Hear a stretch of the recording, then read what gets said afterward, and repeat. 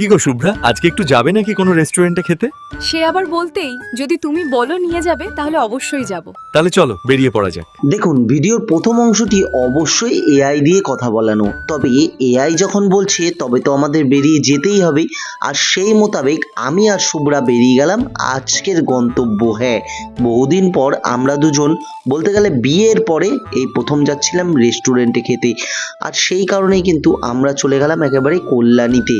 আর সত্যি কথা বলতে আপনারা সবাই হয়তো আমার সাথে এগ্রি করবেন, ভালো মানের রেস্টুরেন্ট আপনি এই আমাদের গয়েশপুর চত্বরে টাকা দিলেও পাবেন না, এটুকু একেবারে গ্যারান্টি।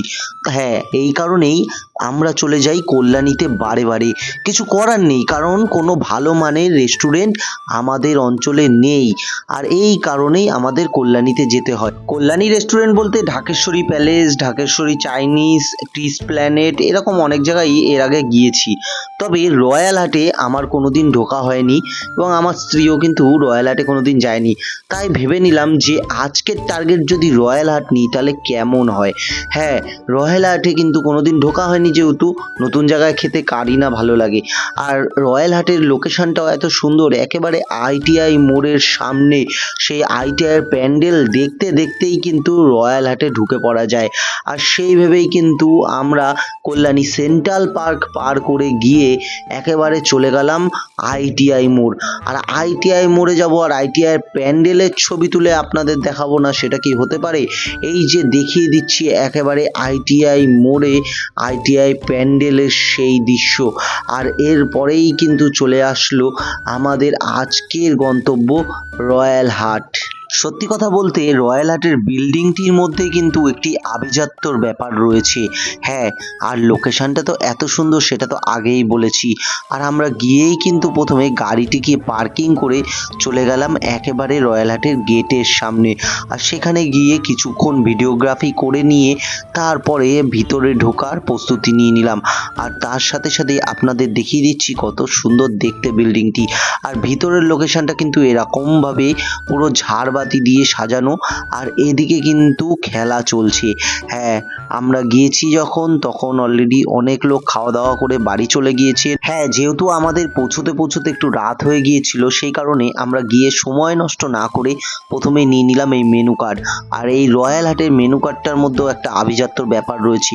তবে ভিতরের যেসব মেনুগুলো রয়েছিল তার কিন্তু প্রাইস যে খুব একটা বিশাল কিছু ছিল তা কিন্তু একেবারেই নয়। আর এখানকার যে স্টাফরা ছিল তাদের কিন্তু ব্যবহার একেবারে অমায়িক।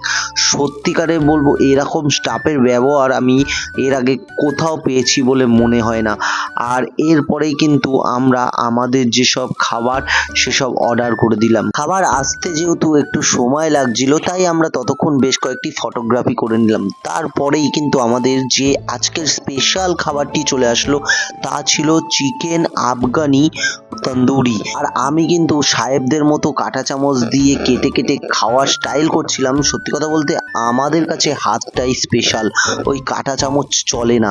তাই কিছুক্ষণ পরে কাঁটা চামচ দিলাম ফেলে আর হাত দিয়ে শুরু করলাম খাওয়া। আর চাটনিটা এদের একেবারে দুর্দান্ত হয়েছিল। তারপর চলে আসলো মেন কোর্সে বিরিয়ানি। বিরিয়ানির সাথে নিলাম চিকেন চাপ। দুটো স্বাদ কিন্তু একেবারেই অন্য রকম হয়েছিল। সত্যি এদের খাবারের কোয়ালিটি খুবই ভালো, সেই আন্দাজে প্রাইস কিন্তু খুব একটা বেশি না। এরপর ওরাই কিন্তু খুব সুন্দরভাবে প্লেটে বিরিয়ানি সার্ভ করে দিয়ে গেল আর চিকেন চাপও সার্ভ তারাই করে দিয়ে গেল। আর আমরা তারপর খেতে শুরু করলাম। আর এইভাবেই আজকের দিনটি আমরা কাটালাম। সত্যি কথা বলতে এটি ছিল দুজনের একটা আলাদাই অনুভূতি আর আলাদাই আনন্দ। আর এরকমই সব ভিডিওগুলো আপনাদের সাথে শেয়ার করতে পেরে আমাদেরও খুব আনন্দ লাগছে। ভিডিওটি কেমন লাগলো তা কিন্তু অবশ্যই কমেন্ট বক্সে কমেন্ট করে জানাবেন। ভালো লাগলে একটি লাইক করে দেবেন আর আমাদের চ্যানেলটিকে সাবস্ক্রাইব করে দেবেন, পেজটিকে ফলো করতে ভুলবেন না। দেখা হবে পরবর্তী ভিডিওতে, ততক্ষণ অবধি ভালো থাকবেন, সুস্থ থাকবেন, ধন্যবাদ। আর গয়েশপুরে যদি এরকম একটি রেস্টুরেন্ট হয় তাহলে কেমন হয় সেটা কিন্তু অবশ্যই জানাবেন। ধন্যবাদ।